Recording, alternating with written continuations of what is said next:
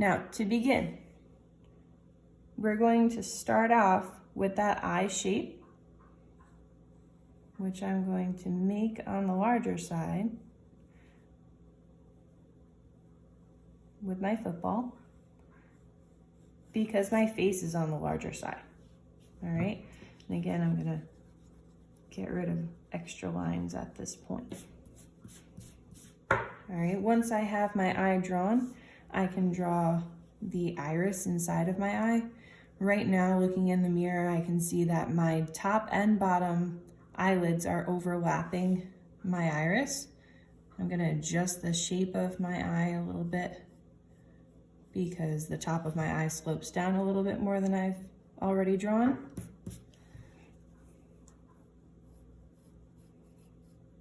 So I'm drawing based on what I'm seeing in the mirror and adjusting. All right, you do not have to work on both eyes at the same time. And now I'm going to draw my iris. So again, I go around and around and around. I'm getting that muscle memory going. And then I draw in the full circle. Once I have my circle drawn, I can draw in my pupil. And my pupils tend to be pretty large, but I'm in a light room right now. So they're a little more on the medium side. And again, I'm still going around and around and around because even though I spend a lot of my time drawing, that muscle memory is helpful. Okay, once you have those drawn, you can then erase the overlap and erase any excess lines. I'm still going to adjust my eye shape a little bit more.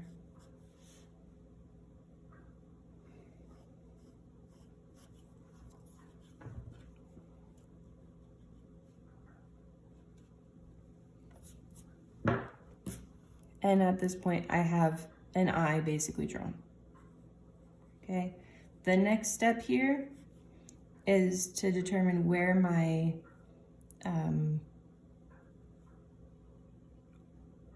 tear ducts are. Sorry, it took me a moment. So I use my little parenthesis thing to just identify where the color changes, where I can see that it's a little bit darker because of the pink or the red. So on the sides, I add those parentheses, and then I'm going to create my upper eyelid. I don't expect you to be working this fast. I just don't want this video to go on forever because of phone storage issues.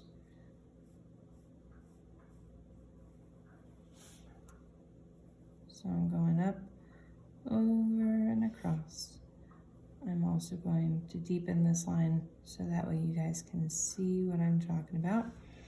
And I'm going to get rid of that extra line that I have in the center.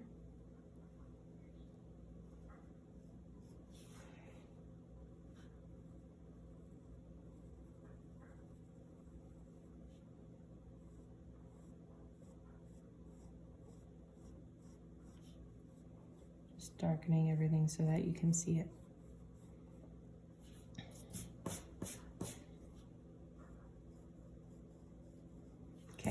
At this point, I now create my eyelashes. So my eyelashes need to start off from that line, so that way they are grounded.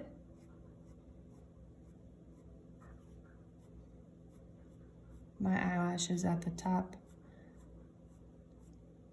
go upwards more. You can see I'm grounding each one of my eyelashes so that they don't give that impression that I'm looking at sun rays. They are going to be thicker and darker along the outside and shorter and less obvious towards the inside of my eye. Okay, at this point, my suggestion for you again is to look at yourself in the mirror and determine if you have a tear duct eye line that you can see going across. This would just be a little thin line underneath the bottom of your eye line. I have one that I can see. It's not turned inward, Everybody has one. It's just whether you can see it or not.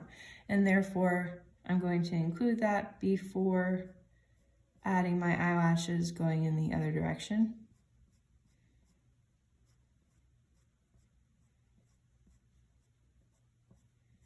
And I do not have as many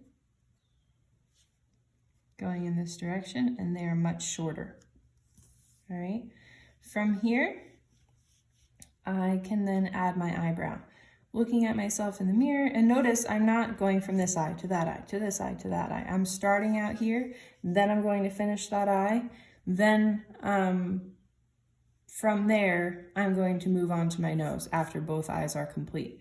So now that I have this eye, I'm going to make my eyebrow. My eyebrow is made up of tiny little hairs. So I'm going to draw mine using tiny little hairs.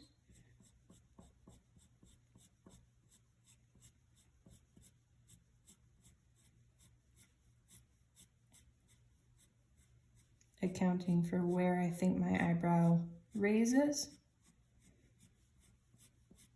And I know that I drew the eyebrows as one of the last things in the spacing out tutorial, where you guys created the diagram that will hopefully help you with this process. But I would suggest creating your eyebrows earlier than that in your actual portrait. So create your eyebrows after you make your eye, because otherwise you'll keep looking at your eye like, why doesn't this look quite right? Now, I will be adjusting the shadow that I see on and around my eyebrow and on and around my eye as the portrait goes. So don't stress too much if your eyebrow doesn't look completely like an eyebrow. Also, part of that could be because you're not using enough pressure, pressing hard enough. I really haven't gone too in depth with any kind of shading at this point, really at all. So that's something that's going to come in the future. All right. I'm now going to shade my eye a little bit so that you can see what I'm talking about. But shading is going to be a continually changing process throughout the course of your portrait.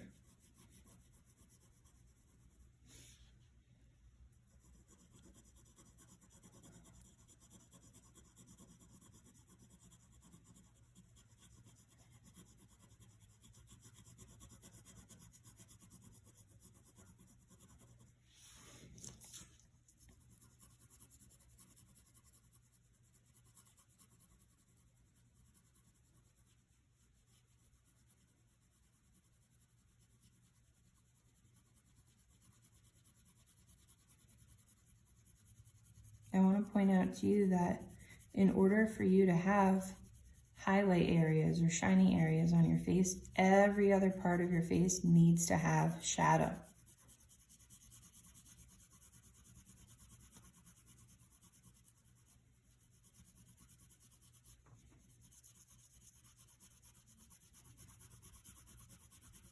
I'm shading in multiple directions. I'm using light pressure. I'm going back and forth over what I've done. Going over it once doesn't necessarily mean that I did it properly. I'm actually going to shade over my entire eye, so that way it's kind of got a base, because I know that my whites of my eyes are not going to remain completely white. I'm going to add shadow along the sides of them to make them seem rounder. And I'm going to start shading in my pupil. I have a highlight up here at the top of my eye when I look at myself in the mirror. So I'm going to leave that area alone, and I'm going to start shading in my pupil.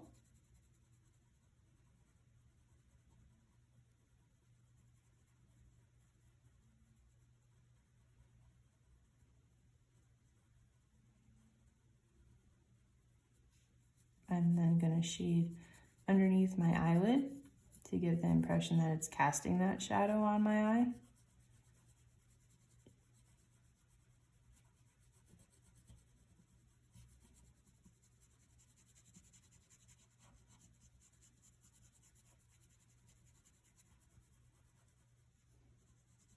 At this point, everybody likes to make the lines that they see in their eyes. If you are one of those people where you can see the lines, I would suggest also just shading in general, not counting the lines. And for myself, I have a dark line surrounding the hazel of my eyes.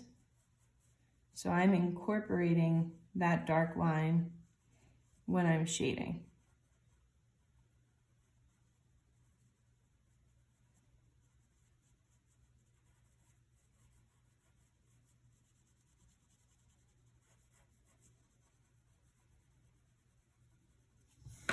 You can go back in afterwards and add more highlights where you see the highlights are happening. I'm gonna add a little bit of one on the bottom there. And I can now see that my eyebrow is not dark enough, so I can go back and add more shading there. I'm going to create my other eye and then talk to you about the next step.